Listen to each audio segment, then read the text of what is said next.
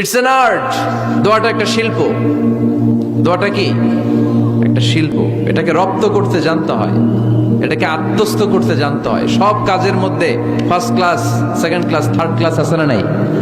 কারো দোয়া third class দোয়া, কারোটা সেকেন্ড ক্লাস, কেউ করতে পারে ফার্স্ট ক্লাস দোয়া, ঠিক কিনা? দোয়ার মতো যদি দোয়া করতে পারেন, এটা হচ্ছে ফার্স্ট ক্লাস দোয়া, মুহূর্তে আরশে পৌঁছে যায়। এটাকে রপ্ত করতে হয়, এটার মধ্যে আবেগ জুড়ে দিতে হয়। অনেকে দোয়া করে আবেগ নাই, আছে না নাই?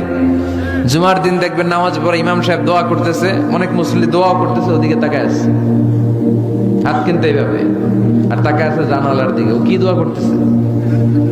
কথা বলেন, আছে না নাই? এই জন্য দোয়াটা করবেন কায় মনোবাক্যে, খুব আন্তরিকতা দিয়ে, হৃদয় থেকে।